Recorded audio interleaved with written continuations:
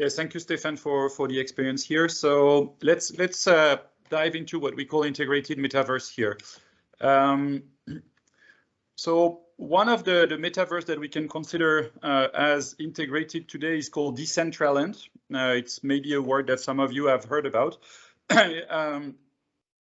Basically, we can consider metaverses as operating system that we have today. So today you are using your Apple computer with Mac OS, or you are using your iPhone with iOS, or you are using your Android phone or Windows computer with those OS. We could foresee a metaverse as an operating system, giving you access to different type of services and products. So if you think it this way, Decentraland is a great achievement for the moment in what is closer to that model. On the other end, what we also could foresee with this is that people will casually enter the metaverse like they are going on the internet today. So you need to buy new clothes, you can go in the metaverse. You need to have a meeting with one of your colleagues, you go in the metaverse. You need to go to the theater with your friends and watch a movie, you go in the metaverse. So typically things that we could do on the internet today, we will be able to do them in the metaverse in the future, but we believe we can do more as well. Still the thing that will happen there, it will be what I call a content war. It means that in order to attract people, you need to provide good quality content for the people to engage with you. So if you don't provide interesting things, people will not show up, basically. So Stefan, you have been into Decentraland for us, so I let you explain what was your experience. So on the top left corner, you can see my avatar. So I think you're familiar with the concept of avatar. And in Decentraland, so it's a character that is not supposed to resemble me too much, or is supposed to resemble me, doesn't matter. And then there are some free items that you can choose from, shoes, clothes, and of course, then this is where it's becoming interesting. I could buy different clothes that are unique to me, and I can create that avatar. And I feel where it's going to be really interesting, and this is why Decentraland is very, very big on the fashion industry. I could wear clothes that don't exist. I could wear clothes made of fire, clothes made of water, things that don't exist in real life. If I go in the metaverse just to wear the same polo and the same shoes as today, it's interesting, but it's not as interesting as all the possibilities that the digital world could offer. And then on the top right, something very interesting with Decentraland that I didn't see in any other metaverse. There's a small robot that is going to help me. So it's going to help you, for example, Olivier, if you're new to metaverse and you're not big into gaming, how do you navigate that new world? And I think it's a really nice attention that they put there to have a tutorial and get people engaged. Then on the bottom, these are two examples of commerce in the metaverse. So for example, on the left side, that Pink Panther, I actually can buy it. It's there, it's sitting there. You see there's also a car there that I could buy. And on the right side, that's something that is a little bit less subtle. I could buy a piece of clothes. So that would be something that I could wear on my avatar. And there's a big banner, and it's interesting in terms of marketing that we're going back to display advertising, and we make it white and shiny to attract the user to click. So I can go in the metaverse, I can buy stuff. What else can I do? Next slide. I can go to a concert. So there was so in the metaverse, there's a place where you know what's happening and where you know where the events are, and then you can teleport into that event. So there was a Boy George concert. What does a Boy George concert look like in the metaverse?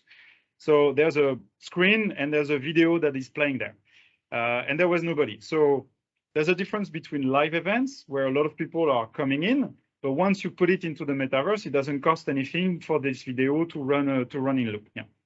On the right side, there are some games. So there's a game with Meteorite. There's a game to ride the dragons. So I can buy clothes. I can go to concerts, which are basically videos that are playing out there, and I can play games. What are the other things that I can do in the metaverse in Decentraland? I can go to the casinos. Every time I went to Decentraland, I could not find people around playing games. I didn't find anybody in those empty theaters where the videos they are playing. But every time I went into the metaverse, people were in the casinos, and there were always people gambling in the casinos. And I think this brings us back to what the metaverse is today. at least today, what I've noticed too, crypto enthusiasts and people who like gambling. And the main reason for them to go into metaverse is to maybe, if they're in a state in the US where gambling is forbidden, they are attracted with that. And this is the kind of people you find primary in metaverse today. So again, when you're thinking metaverse and when you're thinking into creating a project in there, you have to keep in mind of who are attracted, who will have the ability to go there, and what will be the reason for them to go there. But I think it's really telling that every time I go there, I go through empty spaces that are interested, that are fun, that are creative, but then I only find people there playing poker. Yeah. So to rate a little bit the Decentraland, so the scorecard we came out with. So in terms of graphics, so it's a 3D world. It's quite good and fluid. I've only played into those environments using a browser, so without glasses, without going to VR. Decentraland is working on a dedicated client, but on the web interface, it's quite nice and fluid. The onboarding was good. The only thing you need is a MetaMask to go into there, but you also can go as a guest. And the fact that they put a friendly robot to guide you through the navigation is good.